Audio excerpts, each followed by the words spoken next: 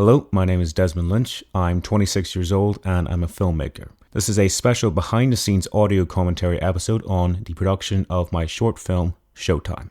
In this episode, I am interviewing actress Áine Collier, who played Camilla, the lead character in the short film. Without further ado, let's begin.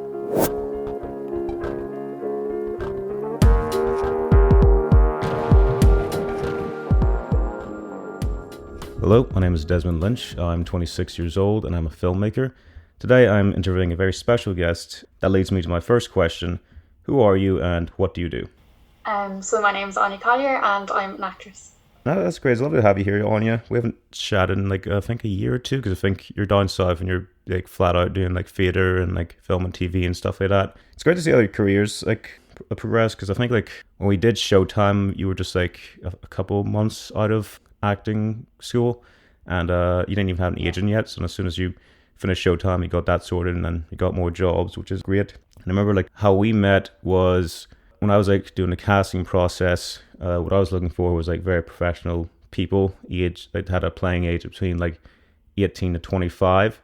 So what I was doing, I was going to acting agencies and and I also contacted some drama schools, because I thought they'd have people within that age range that would be interested in a project like this, especially given the budget. They'd just be looking to do stuff, and I can't recall what the school you went to is called, but I emailed them, and then they recommended me a bunch of people, and then one of them happened to be you, and I think that's you think you were the one of the first people that actually sent me a self-tape as well, which is pretty cool. That's gas. Yeah. Because I remember being so stressed that I thought I was late sending it in. It's kind of funny. No, I think that's you're the first one I received, and I think you're the first one I viewed as well. And I remember it was pretty fun watching watching your self-tape, because you had an entire set done up, and you think you had lights in the background, and you had I think you were actually drinking a beer or something like that, which is pretty cool. Yeah, no, it was pretty fun. And then I was okay, I like what she's doing here. I think the thing that caught me off guard is you did the Camilla stuff. And then at the end, it was hi, I'm Áine. I'm so and so, and if you like me, to say hello. And I was oh, that's such a weird tonal shift. It was like a really mean, nasty person to Áine. It was yeah, it's pretty funny. So I think we done a bunch of stuff. So there was a self tape, and then there was a second round of auditions where I had you and Sean McConville, the guy who plays Kenny, do a scene. Or the scene you guys have.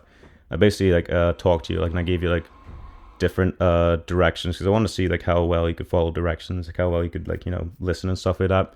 So we had you and Sean play out the scene, and I gave you different directions, different adjustments to see talk to Kenny you feel sorry about him, and you played the scene, and then I said, okay, talk to Kenny you're making fun of him.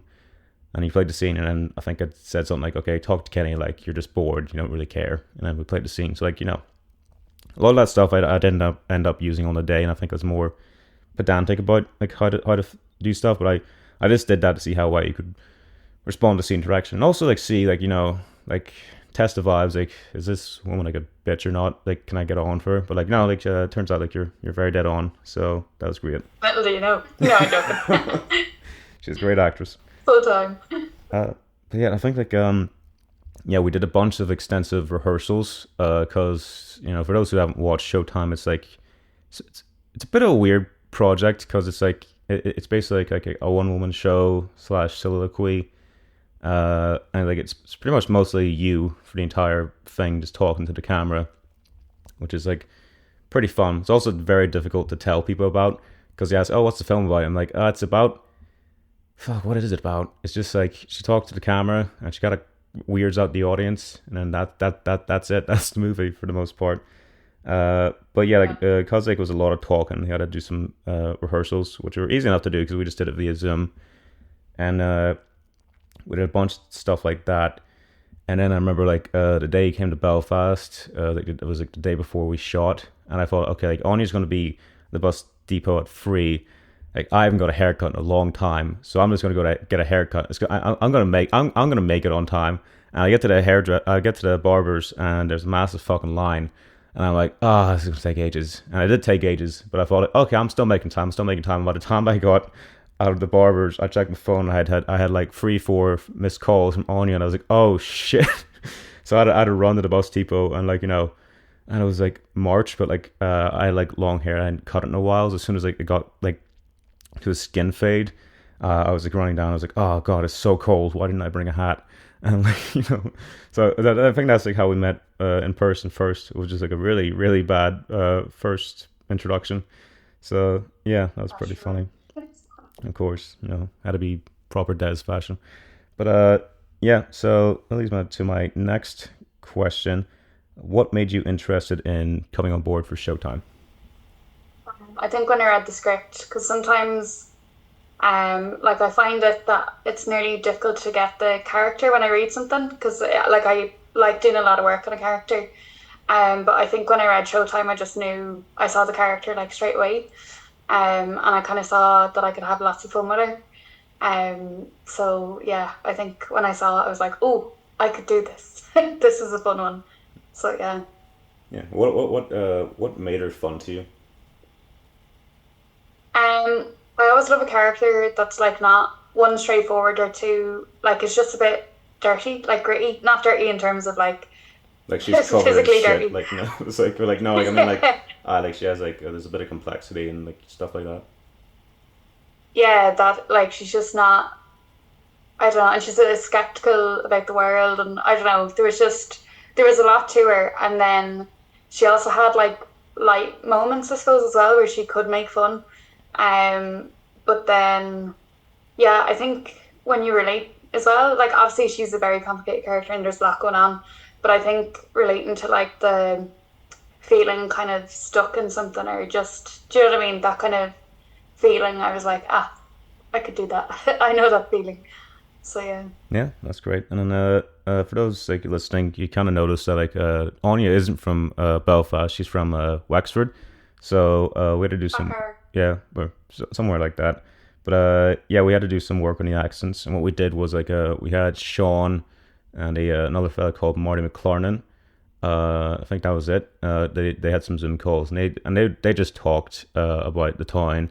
And I think Marty was like very good, a good reference point because he's from in and around the area that like Camilla's character is from. So I think like it gave you like an insight into like what that character sounds like and helped you dial down the accent. How'd you find like getting the accent right? I think for me accents are just kind of in my head in terms of like I find them a little bit difficult sometimes. But I think Wexford and Northern Irish are quite similar in a way, which is a bit strange. But so I think of all the accents to do, I think I was quite lucky in that it was Northern Irish Belfast, so that it was nearly easier to slip into, I suppose. So but, you didn't have to. And I think working with. Sorry. Oh no, go ahead. I interrupted.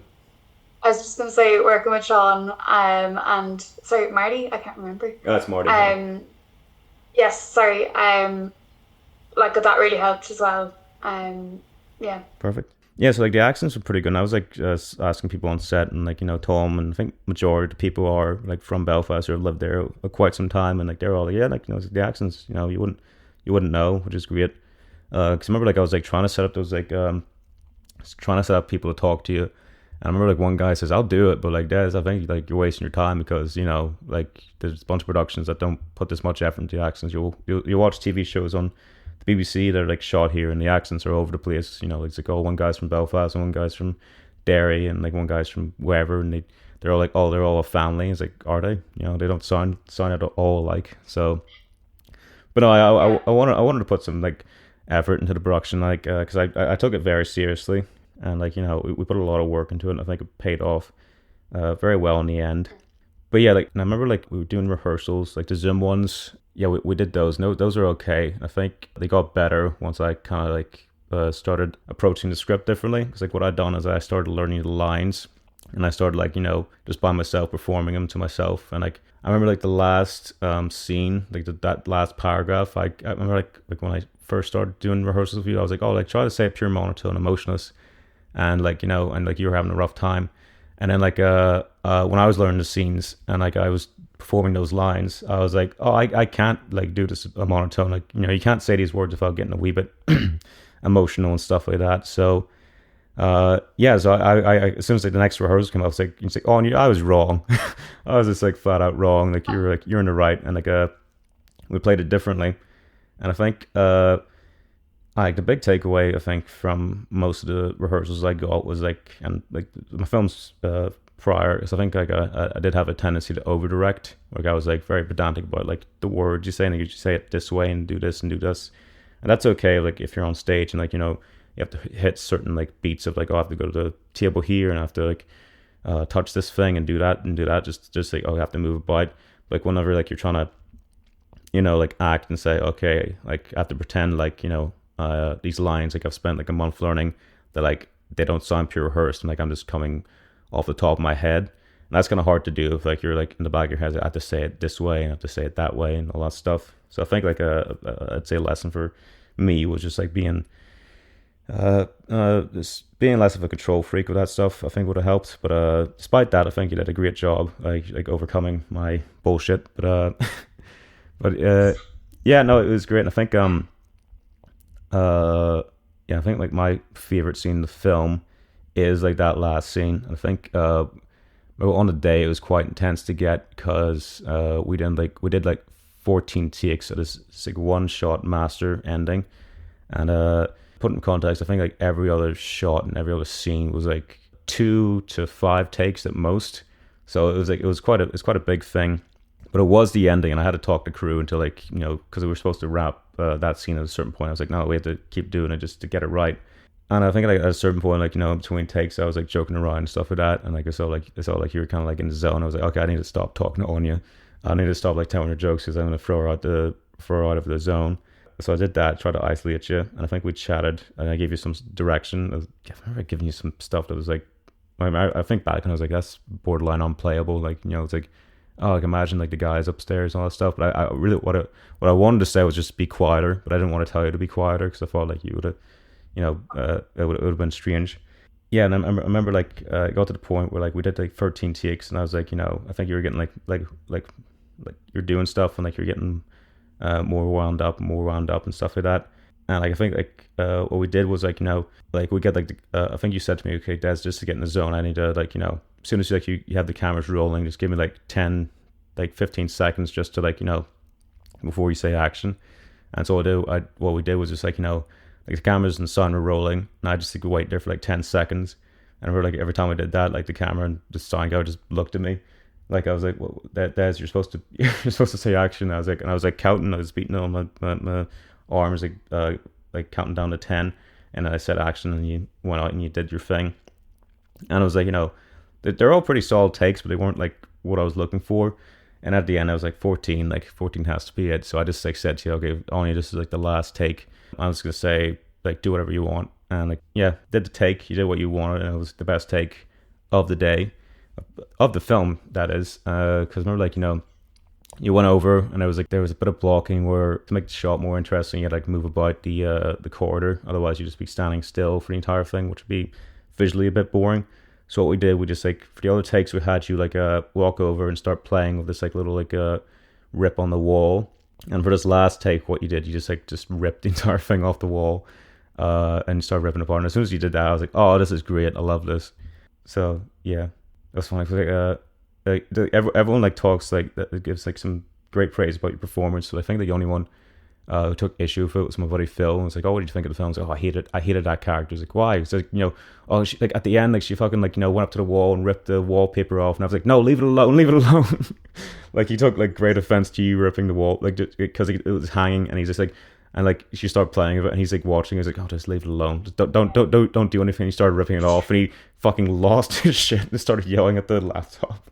So he was telling me about it. I was like, "Oh, that's so funny." Like, Yeah. yeah, the rehearsals were interesting. How did you find the rehearsal process? It was really good. I think it was nearly more than I was used to. So being on Zoom first for me, it was something to get over, I suppose. But then it actually really helped because we could see, like, I knew my frame and that kind of thing. And then I actually really liked how specific you were, because it helped me, like, I like doing a lot of work on the character anyway, but then when I knew exactly what you wanted, it like narrowed down all my options nearly. So then when we went into the actual filming of it, I was like, oh, I know what I'm doing now because we've done it so much, which is really nice. And yeah, I think I think it was just really nice to have that time before filming that I could play around with something. And we tried it so many different ways that I was like, oh, I didn't like that. I like that. I might use that again. And then it just gave a better idea of like the overall arc of from beginning to end.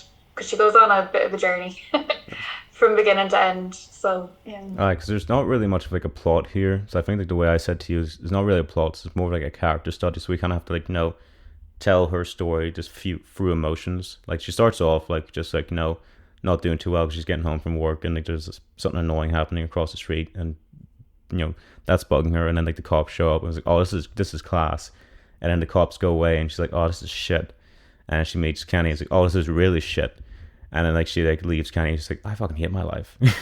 So it's like it's it's like a little like like it's very much like down up down type of story. But yeah, no, it was like really fun. I think like how we did in person rehearsals was quite fun because like the way we did it, I had like my wee DSLR at the time, like my camera for taking photographs, and basically like we ran the rehearsals just like so you're used to performing to the camera type of thing. So like we ran for the blocking of like each scene on each respective day we were shooting it, and I'd hold the camera to my face and like view you through like the lens of the camera while you perform to the camera, which I think was like it's beneficial for me to like see like what it's like when you're talking to camera. I think it was good for you as well because it actually gave you like an insight like, oh, this is what it feels like type of thing. Yeah. Yeah. I think I wasn't used to either like not having someone really to play off of. Obviously with Sean I did, but I think having the camera there at the beginning was a bit strange. But then once I kind of got to know Thomas as well, who's behind the camera, it was like, oh, this is kind of, it feels more like I was talking to him than I was. Do you know what I mean? Nobody. So that was interesting. That's good. And then leads me into my next question. How did you approach the character of Camilla, and were there any challenges? Okay. I feel like, again, I kind of have a process, even though it's kind of changing now compared to when I started. But I do have all these kind of list of questions that I would ask myself as the character, if that makes sense. I think it's really funny because one of the things I do is the music. I'm like, what kind of music would she listen to? What would be her favorite song and all that kind of thing. And it was just funny that on the day we started filming, you were like, so if Camilla were to listen to a bit of music, what would she listen to? And whatever I had picked was literally the same thing that you were thinking as well. It was like the same genre anyway. I don't know if it was the same specific song. But after that, I was like, okay, we're on the same page. So, I think challenge-wise, I know for me, sometimes when I see like a character gets upset, I kind of panic because it's difficult or it's more like trusting yourself that you'll be able to do that on the day. So I think I might have got in my head a little bit about that. So the 14 takes that we had done on that particular scene, I think my whole thing was like I wanted to get tears because I was like, obviously she would be upset. And the more we did it, the tears did come, and I was like, great, they're done. And then the actual take that we went with, I was like, it didn't really need the tears.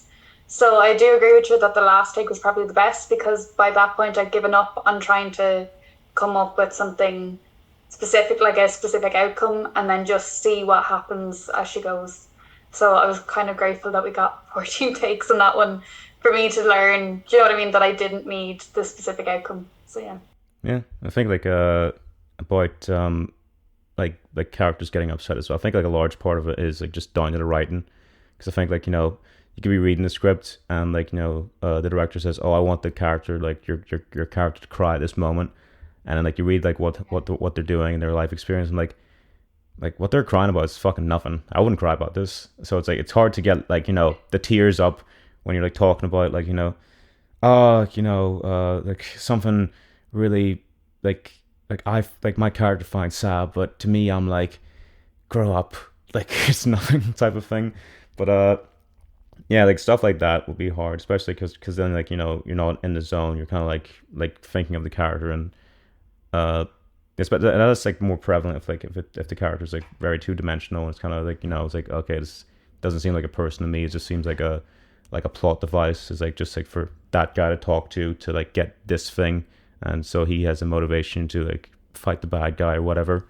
So yeah, it's like stuff like that I think would be challenging for an actor. So I'm always like, so I always try to like write in a way to respect the actors, because like, I do sound stuff a lot, like sound recording for film, and like, I've worked with a lot of great actors, and like honestly they do a great job, and they knock it out the park every time, and like, the lines they deliver, and like, boy, the writing is often so bad, and they're doing the best they can. It's just, and I'm just like holding the boom mic, and I'm feeling for them, because they're trying so hard. I'm just like, man, like, just this material doesn't fucking deserve you. What the fuck? It's insane. On that note, though, I have to say it wasn't. I don't think it was you who was looking for the specific outcome. I think it was me. Do you know what I mean? I read the script and I thought that's what it needed.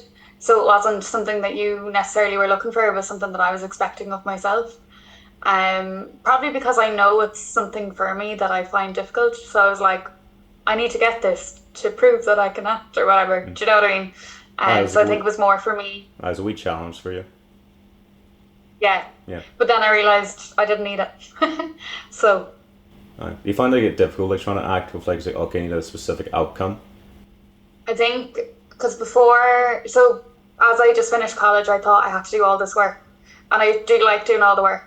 And in college, it was like, do all the work and then leave it. And I think I was having an issue almost leaving the work. It was like I'd done all the work and I wanted to show it. So I think now I'm kind of loosened it up a bit, that I will do all the work, but it's more important to just actually be present on the day and kind of not forget about everything, because it does feed into it, but just not have to show it, I suppose. Yeah, I think like it's like less is more type of thing. Yeah. Yeah, because I think like the way I kind of changed my directing style, because I think I try to keep it simple now. So I remember like when we did Showtime, it was very complex, and I was giving you a lot. And I remember like when I was like doing stuff for like Trespass, my recent film God's Country, I think was partially because I was like mortally exhausted, because I was like working two jobs and like also making films, and I come on the set and I had like 2 or 3 hours sleep the night before, and like I I'm talking to the actors. I was like, what do you want me to do? This okay, and I was like, yeah, just you stand there, then you stand there, and then you talk, and that's the scene. And then they do it, and they knock it out the park. I'm like, Jesus, that's the best. Like, how did they do that with like what I just said? And I was like, because I didn't say that much, because I wasn't in their head, and I was just giving them the bare bone facts. Like, I think I was like talking to Nigel O'Neill in my recent short, and there's a scene where he gets shot. And I say to Nigel, okay, Nigel, you've been shot in the head, and the crew started laughing, but Nigel was like, okay, yeah, sure. And then like he acted like he just got shot in the head, and it was phenomenal. But yeah, no, I think like it would have been interesting to see the Showtime if I was like if I tried to keep it simple. But I think like the nature of Showtime is just like the complexity is kind of what makes it as well. So it's difficult to see. Yeah, you did a lot for the film. I think you provided some of the costume. I think you did your own hair and makeup as well, and yeah, that's pretty awesome as well. Yeah, because like, it was. You say that. Sorry. Oh, go ahead. It was just because since I watched it, I was like, my hair goes from like curly to not curly to curly to not curly throughout the whole thing. Oh, so maybe it wasn't the best idea, but sure, look. Yeah, that's just what happens when you don't have any money. I think like it was just like a very like low budget indie thing where it's like, I don't know, like if I was an actor, like if I came up to you and like I proposed what we're gonna do, I'd be pretty sus. But like, because you'd be like, oh, Áine, like I heard you have a job on. What's it about? It's like, oh, it's like a short film from Belfast. Oh, cool. Like how much money is it? It's like, oh, this much money. It's like, oh, that's not much. Okay, like are you setting up an Airbnb? He's like, oh no, I'm staying in the guy's flat. It's like, oh, like do you know him? He's like, no. I was like, oh. It was just like. It was an experience. Yeah. You lucked out on me not being a serial killer. Like, it's true. Yeah. But it was like it was a really fun experience. I think it's like whenever I think back on it, I'm always like, okay, Showtime was so fun. And whenever things get stressful, I'm like, why can't it be as simple as Showtime? And I remember like nothing about Showtime was simple. It was so stressful. It was so like complex. But like, I was thinking you seemed stressed at some points. yeah, no, like I was like, because it was my first short, like live action short film. I think like the main direction experience I did was for my podcast series, and that was like, that was difficult in and of itself, because like it's like, imagine if we had to get like a bunch of scenes for Showtime like sorted within like 4 hours. That's kind of what it is like to be in like a voice acting booth, because like you're in a studio and you only have like a 4 hour thing, and you can only talk. An actor can only really talk and do that stuff for 4 hours. Otherwise, like their throat kind of clenches up and stuff like that, and you just get diminishing results. So that's a different beast, and that's like you direct people different in like in a booth, because there's nothing to respond to. Whereas like on the day, there's like the energy, there's like stuff like that that you can play with. And even if like Sean McConville's not there to act off, you have like Thomas, the camera, to like look down the lens on. Is there any particular scenes you're very fond of from Showtime? I have to say I do love the one with Sean, purely because what he did, like I don't think it was an awful lot of acting on my part, because he genuinely did kind of scare me a little bit. And I think it was kind of the same way that you described at the beginning, in terms of going from acting and then being a person. Like Sean's such a lovely person, but then when I saw him as Kenny, there was that blip, which was really interesting to watch. So I think for me that was probably the most fun scene, but I don't know, I thought all of it was pretty fun. I don't know why, but I have a vivid memory of falling on Thomas with the camera once at the chair. The chair like tipped and I just went straight into the camera. So I remember that was gas, but yeah. Yeah. That's funny. I don't think it has anything on Sean McConville though. Sean, like when he was like doing the fridge stuff, he actually like fucking like his arm fucking bumped into Tom, and as soon as we stopped recording, like Tom just like looked at me, he's like, ooh, that could have ended badly. So what we did for like the next bit of coverage, we just like changed lenses. So it was like okay, Tom could stand farther away, but the lens could be like pretty much zoomed in on you. So it was like a tighter frame, but like it looked like we were close up, but we actually weren't. And that was purely just so like Shaw would never fucking break that camera. So like we had to take a safety precaution there. That was pretty fun. But yeah, we're running out of time, so I think that'll be our last question for the day. What do you hope audiences take away from Showtime? I think it's a snapshot into her life, and I suppose life of people like her in the area. So I think it's more that you would never kind of notice from her external that all this was going on. So I suppose it's just a reminder that there's a lot more going on than people show or let on. Yeah. That's good. Yeah, because that's kind of like what I liked about your performance, because like it was interesting because like you're very much not Camilla like in real life. Like you're like from just from like a very different area, like, and grew up around very different people. And like it's interesting you approaching that character, because like there was like an element of like Camilla where it did feel performative, where like she was like letting on like she was tougher than she actually was, which I quite liked. And that's like what I really liked about the audition as well. Like you said the lines, and there was this moment where like there was like you looked in the camera like when like the lines about like you judging me and stuff like that, and you could see like the anger, but there's also like a lot of hurt there. And I was like, oh, that's great. I really like that. Do you ever like consider like an audience like, okay, like the performance has to like be in such a way like an audience, because the audience isn't as familiar with the character as you, so you ever like play the character in a way like anyone could get her, if that makes sense? I know what you're saying. I feel like her hurt was very vivid. Like it was, I feel like, sorry, I'm trying to articulate. I feel like her hurt was relatable enough that I didn't have to worry too much about the audience getting her, because it like we all shared the same feeling of hurt, or like, do you know what I mean? Yeah. So I think it was her, very specific to her, but it didn't feel like I was going to lose an audience with it, because it was a universal feeling. Yeah, 100%. Well, yeah, we're running out of time, so Áine, I just want to say thanks so much for coming on board today. Thanks so much for coming on board in Showtime. Thanks very much in general. Hope to see you someday down the line. Perfect. Thanks very much, Des.